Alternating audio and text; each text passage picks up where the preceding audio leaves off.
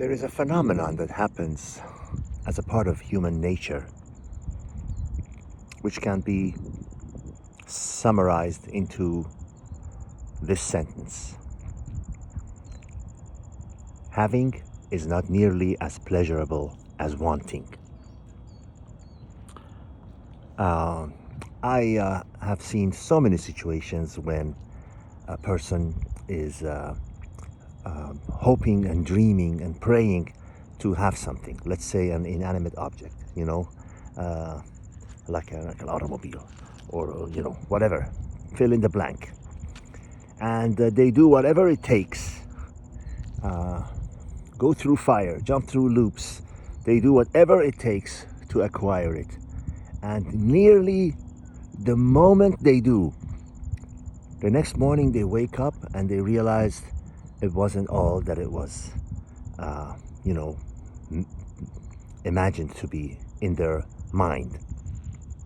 There was a famous movie, for those of you who are, past your 50, you will remember it. The title was 10, and it was about a man who sees a younger woman getting married to a younger man, and this guy was older, a famous, well-to-do songwriter or something, Dudley Moore. He's dead now. And the woman, the subject of his admiration, was Bo Derek, who's also old now but still alive. Anyways, he is smitten by her so much that he leaves his girlfriend or wife or whatever she is. Julie Andrews was the actress, and he finds out that they are going to Mexico for their honeymoon, and he chases them down to Mexico just so he can be closer to this woman that he was just so fascinated with. And this is all in the movie, but it very much is a case of art imitating life. Anyways, he ends up, I don't want to ruin the movie with you. He ends up with her, and in a very intimate situation, and he realizes that it wasn't really anything special and didn't nearly live up to his imagination. And he goes back to his own, girlfriend, wife, whatever. Now, you see a beautiful woman with a man entering, a restaurant, a cafe, movie theater, whatever, and you see she gets all the attention, and men don't nearly get that type of attention, and you're assuming in your head, if you are a less experienced person, if you are, someone who hasn't given this stuff a lot of thought, you think, oh my God, she can have all of these men at a snap of her finger, and he not so easily. The thing that you're not realizing is that all that attention that she is getting is really for the purpose of a passing fancy. She knows inherently as a female from her DNA, from the old days, thousands and thousands of years ago.